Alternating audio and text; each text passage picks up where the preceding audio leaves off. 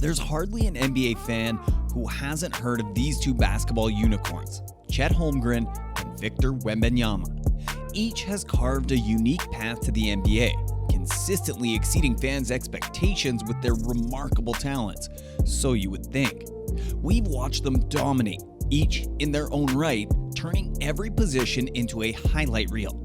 This year's Rookie of the Year race is shaping up to be one of the most thrilling in NBA history. Chet, picked second last year, and Wemby, the first overall pick this year, aren't just emerging as the top rookies, they're quickly becoming two of the league's most formidable players. After watching them face off in the 2021 U19 FIBA World Cup and earlier in the preseason, the two would later meet in a highly anticipated matchup of the NBA in-season tournament.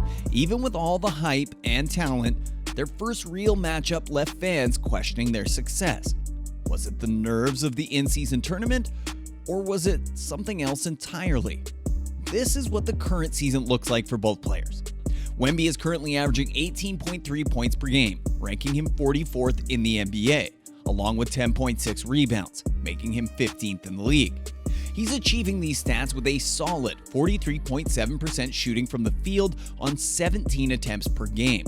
However, his three-point percentage hovers at 27%, with a slight drop in free throw accuracy from 83 to 77%. Now, these might sound like average numbers, but what really separates both rookies from their peers are their elite defensive ability. Wemby is currently leading the league with 3 blocks per game and sitting at the 21st spot for steals per game, averaging 1.3. Chet is sitting not too far behind him, at 4th in the league with 2.7 blocks per game. But what makes this impressive is that they're doing this as rookies. Chet's numbers may not look as impressive as Wemby's, averaging 17.3 points per game, 7.9 rebounds, and 2.5 assists. His efficiency is way better and is a huge part of OKC's success. Shooting 54% from the field, 37.6% from 3, and 84.5% from the line, I can see why a lot of people are leaning to Chet's side. Despite what the numbers look like, things seem to be going better for Chet than Wemby right now, and experts can't explain why. On November 15th, the stage was set for their first significant NBA showdown, marking a pivotal moment in their budding rivalry. Both teams losing their first in-season tournament games, the two rivals would go into this game with a point to prove.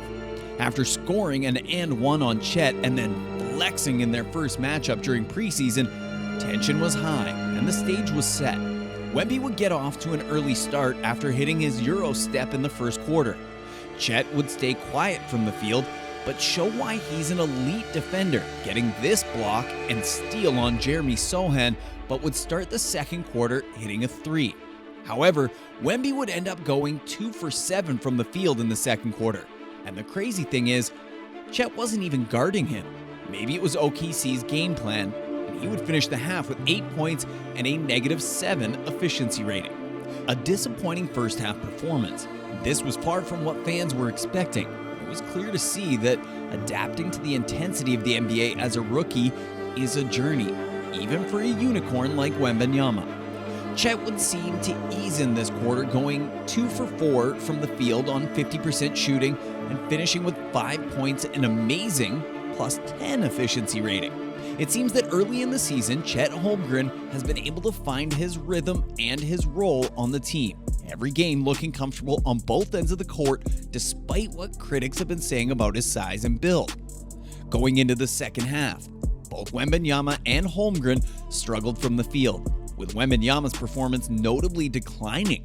He only shot 4 attempts from the field and missed all 4 shots, bringing his plus-minus to -26. The fourth quarter only proved more difficult for him, starting with an offensive foul drawn by Holmgren and a crucial turnover due to the foul. Despite his efforts, putting up 14 rebounds in the game, Wembanyama couldn't turn the tide. He missed shots and personal fouls, leaving fans and analysts questioning the rookie's adaptability to the NBA's high-pressure environment. Chet would only play 12 minutes of the second half, with a struggle to find his mark. Shooting just 25% from the field, he made 1 out of 4 attempts and was unsuccessful on both his 3-point attempts.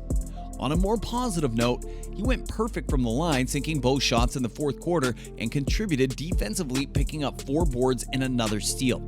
He also finished with 1 turnover and 2 fouls, but regardless of his struggle, he scored 4 points and ended the game with a plus 21, indicating his presence on the court had a positive impact overall.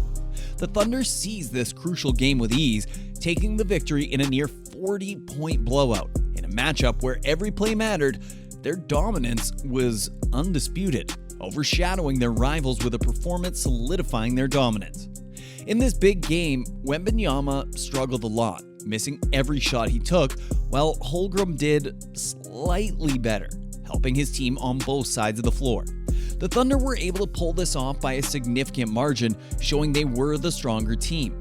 This game left people wondering if the two rookies, especially Wembanyama, can handle the tough pressure of important NBA games. It was a tough night for him, but a big win for the Thunder. Chet Holmgren's path from a severe injury to becoming a key player for the OKC Thunder is nothing short of inspiring. After a daunting setback whilst playing against LeBron that led to multiple torn ligaments, many doubted his return to form. Critics especially targeted his slender frame, questioning his durability in the NBA's intense environment. However, Chet's dedication during recovery saw him defy the odds. His Summer League comeback showcased glimpses of his all-star potential, silencing skeptics and thrilling fans. Now, as a crucial contributor to the Thunder's impressive standing this season, Chet's resilience and talent shine, proving his worth beyond any initial reservations.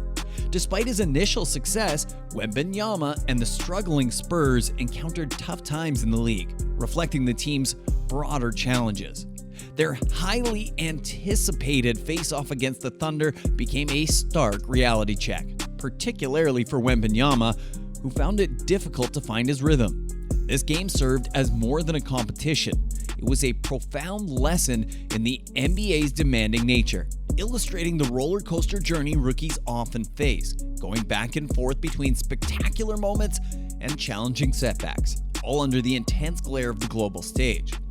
While Chet and the Thunder are ranked second in the West, the Spurs are second to last in the entire league. The team currently has 4 wins and 23 losses, and even with one of the most hyped prospects, look like one of the worst teams in NBA history.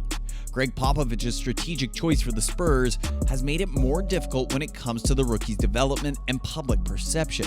Despite his efforts, the Spurs are still struggling with team chemistry, consistency, and defense. Suffering a 17-game losing streak earlier this season, they have fans scratching their heads wondering why they have not been able to provide him the support he needs. As the Rookie of the Year debate continues, there have been many discussions about the two rookies and who players and former players are leaning more towards.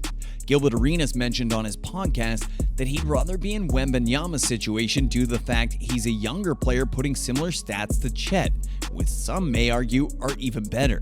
He would argue that it's unfair to compare 19-year-old Wembanyama to a 21-year-old Holmgren, as Chet's 1 year in college and being in the NBA system for a year could give him a slight advantage. He also said that Holmgren is currently in a way better situation given the support system around him that the OKC Thunder have, which is true.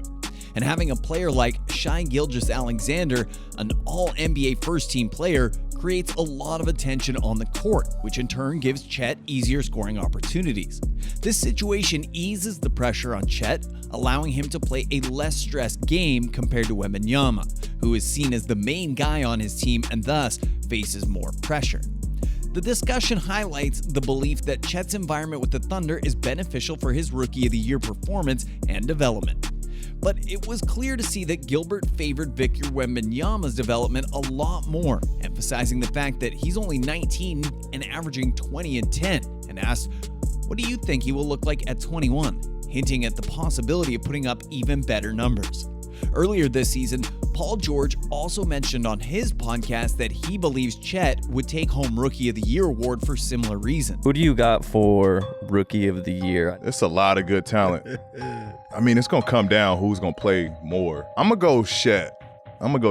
Just because I think he's going to play a ton. They're going to be a winning team. The way they play is going to be fun to watch. And so I think he's going to get a lot of coverage because he plays both ends. He blocks shots. He's a little bit more polished, further along, I think, than Wemby is. Because I think, Wemby's going to have a little learning curve. I know Chet didn't play much due to the injury his rookie year. But being in the league, seeing the game up close for a year, it's going to give him that much more of a head start. So I'm going to go and say Chet. I think Chet's going to be the rookie of the year. Although Arena spoke well on Chet's game, describing him as a walking mismatch, he would point out weaknesses in his defense, suggesting that he needs to pack on some muscle and grit. He wants to be able to anchor the defense. Even the Joker mentioned in a post-game interview that he needs to get fatter. And for his position, Jokic is completely correct. In the NBA, muscle and size are crucial for power forwards and centers. They're the anchors in the paint, battling for rebounds and protecting the rim. Adding strength ensures that he'd be able to hold his ground against opponents like Giannis, Embiid, and especially Jokic. It's also important for finishing strong at the rim and enduring the physicality of a long season. As true NBA fans, we all know that basketball isn't all just numbers. It's extremely hard to measure the overall impact a player has on both ends of the floor, even with some of the new statistics. One thing's for sure, the two rookies both have bright futures in the league, but the Rookie of the Year race is about more than just future potential. It's about performance, adaptability, and impact. Chet Holmgren and Victor Wembanyama have brought an electrifying presence to the NBA, turning every game into a vision of what the future of basketball holds. Victor Wembanyama, the 19-year-old French phenom, has shown impressive stats, averaging around 20 points and 10 rebounds. His height, wingspan, and skill set make him a force on both ends of the court. However, the Spurs' struggles this season have put him under immense pressure to perform, which has somewhat overshadowed his rookie campaign. His development is undoubtedly promising, but the immediate impact is part of the Rookie of the Year equation. On the other hand, Chet Holmgren, despite being older at 21, has demonstrated a readiness and an adaptability to the NBA that's hard to ignore. His time in college and an extra year in the NBA system, albeit sidelined due to injury, have given him a certain maturity on the court. Holmgren's situation with the Thunder is also a significant factor. With the support of an all-NBA player like Shai Gilgeous-Alexander, Chet finds himself in a less pressured environment, allowing him to grow into his role more naturally. This support system is crucial for a rookie's confidence and development, something Wembanyama might lack with the Spurs.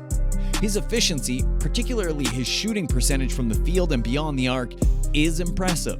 In the modern NBA, where spacing and shooting are invaluable, Chet's ability to stretch the floor while also protecting the rim gives him an edge. His defensive prowess, with an impressive number of blocks, shows he's more than just a shooter, adding to his overall impact on the Thunder's performance. While Victor Wembanyama's potential shines bright, I've got Chet Holmgren in the Rookie of the Year race. His swift adaptation, impactful performances, and the nurturing environment of the Thunder all contribute to this leaning. It's important to remember, however, that in the ever unpredictable NBA, the story can shift in an instant. As it stands, Holmgren appears to have carved out a slight advantage in this exhilarating contest of rookies. But who do you have winning the Rookie of the Year award? Comment down below.